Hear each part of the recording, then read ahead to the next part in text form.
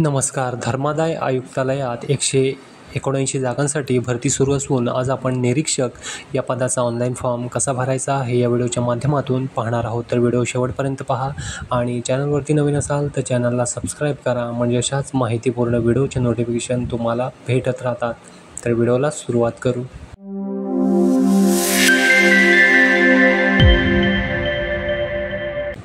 वेबसाईटची link डिस्क्रिप्शनमध्ये आहे, त्यावरती क्लिक करून ही वेबसाईट ओपन करून घ्यायची. वेबसाईटवरती आल्यानंतर या ठिकाणी पहिलं आहे ॲडव्हर्टाइजमेंट. क्लिक हिअरवरती क्लिक करायचं आणि जाहिरात डाउनलोड करून वाचून घ्यायची. त्याच्यानंतर खाली आहे न्यू रजिस्ट्रेशन. आपण नवीन रजिस्ट्रेशन करणार आहे म्हणून न्यू रजिस्ट्रेशनच्या समोर क्लिक हिअर दिसतं आहे, त्याच्यावरती क्लिक करायचं. क्लिक केल्यानंतर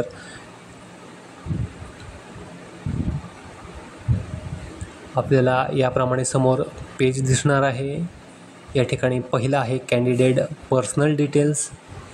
इथं उमेदवाराचं पहिलं नाव टाकायचं, नंतर मिडल नेम टाकायचं आणि पुढे आहे ते लास्ट नेम टाकून घ्यायचं.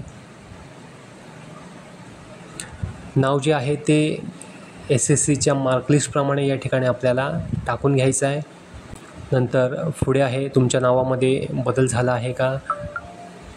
बदल झाला असेल तर मग यसवरती क्लिक करायचं आहे आणि जे तुमचं नवीन नाव आहे ते या ठिकाणी तुम्हाला टाकायला बॉक्स येईल, त्यामध्ये नवीन नाव तुम्हाला टाकून घ्यायचं आहे. नसेल तर मग नोवरती क्लिक करायचं. पुढे जन्मतारीख टाकून घ्यायची. पुढे आहे जेंडर सिलेक्ट करायचं. वडिलांचं नाव टाकायचं, आईचं नाव टाकायचं.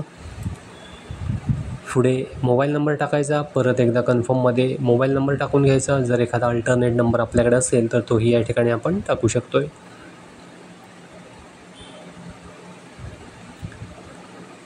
त्याच्यानंतर ईमेल ID टाकायचा. परत एकदा समोर कन्फर्ममध्ये ईमेल ID टाकून घ्यायचा. पुढे जर आपलं ग्रॅज्युएशन हे मुक्त विद्यापीठातून झालेलं असेल तर मग यसवरती क्लिक करायचं, नसेल तर मग नोवरती क्लिक करायचं. पुढे SSCचा सीट नंबर टाकायचा आणि SSC पासिंग मंथ आणि इयर टाकायची. पुढे आहे एक्झाम सेंटर. या ठिकाणी आपल्याला 3 सिलेक्ट करून घ्यायचे आहेत. लिस्टमधून ते तिन्ही एक्झाम सेंटर प्रेफरन्स आपल्याला द्यायचे आहेत. त्याच्यानंतर या बॉक्समध्ये क्लिक करायचं आणि गेट OTP जनरेट OTPवरती आपल्याला क्लिक करायचं आहे. जनरेट OTPवरती क्लिक केल्यानंतर या ठिकाणी आपल्याला OTP येईल. तो OTP या ठिकाणी बॉक्समध्ये एंटर करायचा आणि व्हॅलिडेट OTP याच्यावरती आपल्याला क्लिक करायचं आहे. व्हॅलिडेटवरती क्लिक केल्यानंतर OTP हॅज बीन व्हॅलिडेट सक्सेसफुलीचा मेसेज येईल.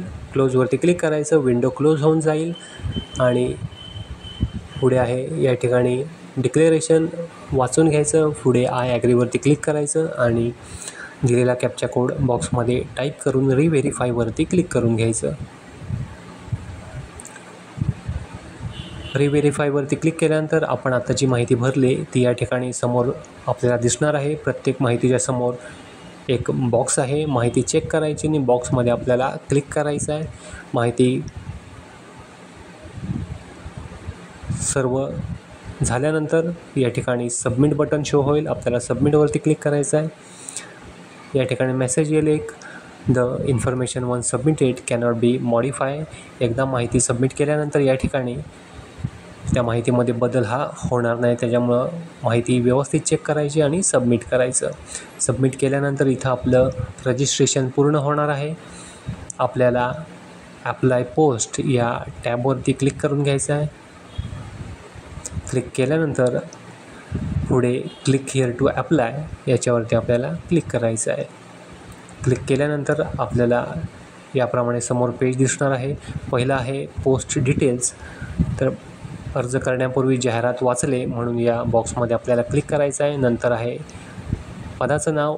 ज्या पोस्टसाठी आपण अप्लाय करतो आहे, मी फॉर्म भरतो आहे तो निरीक्षकसाठी इन्स्पेक्टर ग्रुप C म्हणून मी ते पद निवडलं आहे. तुम्ही ज्या पदासाठी फॉर्म भरणार आहे ते पद सिलेक्ट करून घ्या. त्याच्यानंतर आहे मॅरिटल स्टेटस. तुमचं जे काही मॅरिटल स्टेटस असेल तर ते या लिस्टमधून सिलेक्ट करायचं आहे. मी अनमॅरिड सिलेक्ट करतो आहे. त्याच्यानंतर नॅशनॅलिटी इंडियन म्हणून त्याच्यावरती क्लिक करायचं. महाराष्ट्राचं रहिवासी आहे म्हणून यसवरती क्लिक करायचं. पुढे आहे डोमासाईल सर्टिफिकेट आपल्याकडं आहे म्हणून ते कोणी इश्यू केलं आहे, इश्यूइंग ऑथॉरिटी हे सर्टिफिकेटवरती चेक करायचं आणि त्याप्रमाणे इथं टाईप करून घ्यायचं. पुढे आहे डेट ऑफ इश्यू, कधी इश्यू केलं आहे ती तारीख टाकायची आणि डोमासाईल सर्टिफिकेटचा जो सिरियल नंबर आहे तो सर्टिफिकेटवरती बघून या ठिकाणी टाकून घ्यायचा आहे आपल्याला. पुढं आहे कास्ट कॅटेगरी. या लिस्टमधून आपली जी कास्ट कॅटेगरी आहे ती सिलेक्ट करायची. मी OBC सिलेक्ट करतो आहे.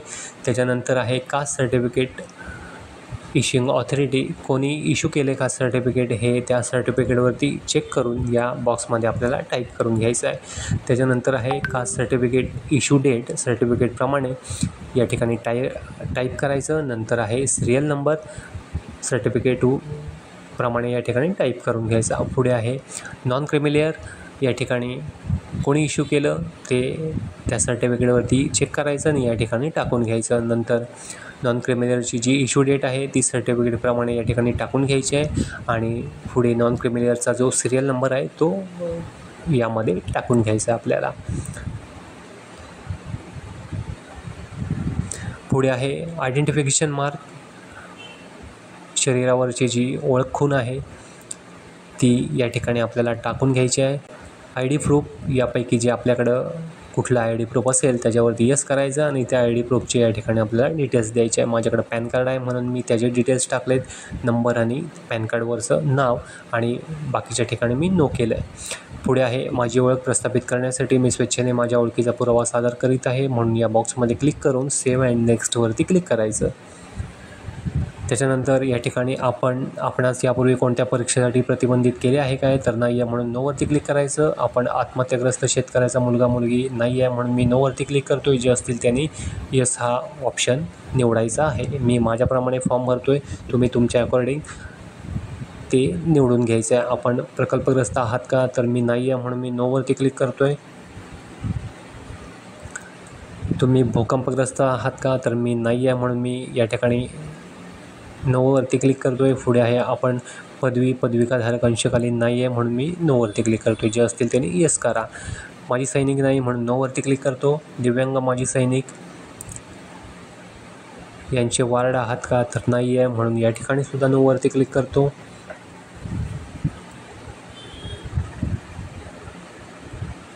त्याच्यानंतर आहे स्पोर्ट पर्सन आहात का, तर नाही आहे म्हणून इथंसुद्धा मी नोवरती क्लिक करतो आहे. जे असतील त्यांनी यस याच्यावरती क्लिक करून बाकीचे जे डिटेल्स आहेत ते भरून घ्यायचे आहेत. मी नाही आहे म्हणून मी नोवरती क्लिक करतो आहे. बेंचमार्क डिसेबिलिटी, अपंगत्व 40% अपंगत्व असलेली व्यक्ती आहात का, तर नाही आहे म्हणून मी नोवरती क्लिक करतो आहे. त्याच्या पुढे आहे तुम्हाला स्वातंत्र्य सैनिकांनी नामांकित केले आहे काय, तर नाही आहे म्हणून नोवरती क्लिक करतो. अनाथ आहात का, नाही म्हणून मी नोवरती क्लिक करतो आहे. तुमच्या विरुद्ध कधीही FIR किंवा फौजदारी खटला नोंदवला गेला आहे काय, तर नाही म्हणून नोवरती क्लिक करून घ्यायचं. त्याच्यानंतर तुम्हाला कधीही कोणत्याही गुन्हेगारी प्रकरणात अटक ताब्यात घेण्यात आली आहे, तर नाही. नंतर कोणत्याही फौजदारी खटल्यात तुमच्यावर कधी खटला चालवला गेला आहे आणि कोर्टाने तुम्हाला दोषी ठरवले किंवा निर्दोष ठरवलं आहे, तर नाही आहे म्हणून नोवरती क्लिक करायचं. फौजदारी प्रक्रियेच्या सुरक्षेच्या कारवाई अंतर्गत शांतता चांगली वर्तणूक ठेवण्यासाठी तुम्हाला कधीही कोणतेही बंधपत्र लिहून द्यावे लागले काय, नाही म्हणून नोवरती क्लिक करायचं. तुमच्यावर कधीही शाळा, महाविद्यालय, विद्यापीठाकडून कोणत्याही अनुचित वर्तणुकीबाबत किंवा कोणत्याही आरोपाबाबतीत कारवाई, तर नाही म्हणून नो सिलेक्ट करायचं. भारतातील कोणत्याही न्यायालयामध्ये तुमच्यावर फौजदारी कारवाई, तर नाही म्हणून नो सिलेक्ट करायचं. तुमच्या विरुद्ध विभागीय चौकशी, न्यायालयीन चौकशी प्रलंबित, तर नाही म्हणून नो सिलेक्ट करायचं. तुम्ही महाराष्ट्र शासनाचे कर्मचारी आहात का, तर मी नाही आहे म्हणून मी नोवरती क्लिक करतो आणि सेव्ह अँड नेक्स्टवरती क्लिक करतो. इथे आपला पूर्ण पत्ता टाईप करून घ्यायचा. करस्पॉन्डन्स ॲड्रेस, तालुका, जिल्हा, स्टेट, पिनकोड ही सर्व माहिती या ठिकाणी टाकून घ्यायची. त्याच्यानंतर पुढे आहे परमनंट ॲड्रेस. जर तुमचा परमनंट ॲड्रेस आणि करस्पॉन्डन्स ॲड्रेस जर सेम असेल तर या ठिकाणी is permanent address same as correspondence address, या ठिकाणी आपल्याला येसवरती क्लिक करायचं आहे. नसेल तर मग सेपरेट टाकून घ्यायचा. झाल्यानंतर सेव्ह अँड नेक्स्ट याच्यावरती क्लिक करून घ्यायचं. सेव्ह अँड नेक्स्टवरती क्लिक केल्यानंतर या ठिकाणी क्वालिफिकेशन आहे. पहिलं आहे तुम्हाला मराठी भाषेचं ज्ञान आहे का, तर आहे म्हणून येसवरती क्लिक करायचं. नंतर आहे 10वीचे डिटेल्स. पहिलं आहे 10वीचं बोर्ड, तर महाराष्ट्र स्टेट बोर्ड होतं म्हणून मी ते सिलेक्ट करतो आहे. तुम्हाला ऑदर असेल तर एनी ऑदर इक्विलंट तुम्ही सिलेक्ट करून घ्या. त्याच्यानंतर शाळेचं नाव टाकायचं 10वीच्या आणि नंतर 10वीला पर्सेंटेज होते म्हणून ते सिलेक्ट करायचं. पुढे 10वीला कितीपैकी किती मार्क्स होते ते या ठिकाणी टाकून घ्यायचे. पुढे 10वीचे जे पर्सेंटेज आहेत ते कॅल्क्युलेट होऊन येतील.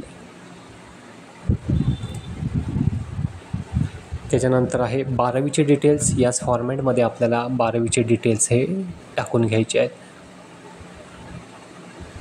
त्याच्यानंतर आहे डिग्रीचे डिटेल्स टाकायचे आहेत. या ठिकाणी इक्विलंट ग्रॅज्युएट डिग्री सिलेक्ट करायचं. पुढे आपली जी कुठली डिग्री असेल त्या डिग्रीचं या ठिकाणी नाव टाकून घ्यायचं. पुढे इन्स्टिट्यूट पास फ्रॉम, कोणत्या संस्थेतून आपण पास झालो आहे ते टाकायचं. महिना आणि इयर ऑफ पासिंग टाकायची. त्याच्यानंतर पर्सेंटेज की CGPA होते ते सिलेक्ट करून घ्यायचं. आणि या ठिकाणी मी पर्सेंटेज सिलेक्ट केलं आहे म्हणून कितीपैकी किती मार्क्स होते तेही या ठिकाणी मी टाकेन आणि पुढे पर्सेंटेज हे कॅल्क्युलेट होऊन येतील. त्याचप्रमाणे जर तुमचं पोस्ट ग्रॅज्युएशन असेल तर याच फॉर्मॅटमध्ये तुम्ही भरू शकता. त्याच्यानंतर आहे खाली एक्सपिरियन्स. जर तुम्हाला काही अनुभव असेल तर तो या फॉर्मॅटमध्ये भरून घ्यायचा आहे. नसेल तर मग डायरेक्ट सेव्ह अँड नेक्स्ट याच्यावरती आपल्याला क्लिक करून घ्यायचं आहे. सेव्ह अँड नेक्स्ट केल्यानंतर इथं आहे डॉक्युमेंट आता आपल्याला अपलोड करायला आलं आहे. पहिलं आहे फोटो. क्लिक हिअर टू अपलोडवरती क्लिक करायचं आहे आणि फोटो हे अपलोड करून घ्यायचे आहेत. कॅप्चर फोटो आणि दुसरा आहे तो स्कॅन केलेला फोटो, असे 2 फोटो इथं अपलोड करून घ्यायचे.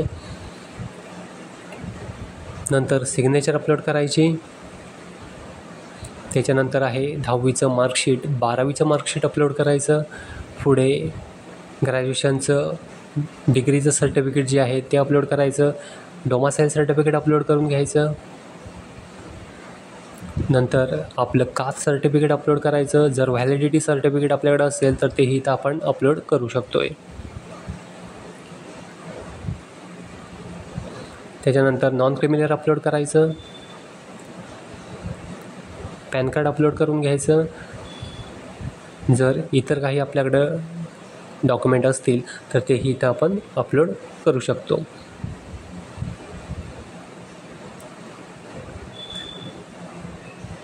अपलोड करून झाल्यानंतर एकदा फोटो आणि सिग्नेचर व्ह्यू करून चेक करून घ्यायची. त्याच्यानंतर आहे डिक्लेरेशन. प्रत्येक माहिती वाचून घ्यायची आणि प्रत्येक बॉक्समध्ये आपल्याला क्लिक करायचं आहे. सर्व बॉक्समध्ये क्लिक केल्यानंतर या ठिकाणी प्रिव्ह्यू आहे, आपल्याला प्रिव्ह्यूवरती क्लिक करायचं आहे. प्रिव्ह्यूवरती क्लिक केल्यानंतर इथं फॉर्मचा जो प्रिव्ह्यू आहे तो समोर आपल्याला दिसणार आहे. आपल्याला संपूर्ण माहिती परत एकदा व्यवस्थित चेक करून घ्यायची आहे. जर काही करेक्शन असेल तर ते करेक्शन आपल्याला करून घ्यायचं आहे. संपूर्ण माहिती वाचून घ्यायची आणि झाल्यानंतर खाली ओके दिसतं आहे, त्या ओकेवरती आपल्याला क्लिक करायचं आहे. क्लिक केल्यानंतर या ठिकाणी जर काही करेक्शन असेल तर बॅक दिसतं आहे. बॅक बटनवरती आपल्याला क्लिक करायचं आहे आणि मागे जाऊन जी कुठली माहिती चुकलेली असेल त्याच्यावरती क्लिक करायचं आणि व्यवस्थित करेक्शन झाल्यानंतर आपल्याला सबमिट याच्यावरती क्लिक करायचं आहे. सबमिटवरती क्लिक केल्यानंतर पुढे पेमेंटचा ऑप्शन येईल. पेमेंट त्या ठिकाणी करून घ्यायचं आणि पेमेंट झाल्यानंतर फॉर्मची प्रिंट ही काढून घ्यायची. तर या व्हिडिओमध्ये इतकंच होतं. आशा करतो व्हिडिओ समजला असेल. व्हिडिओ समजला असेल तर व्हिडिओला लाईक करा, शेअर करा आणि आपल्या चॅनलला सबस्क्राईब करा. धन्यवाद.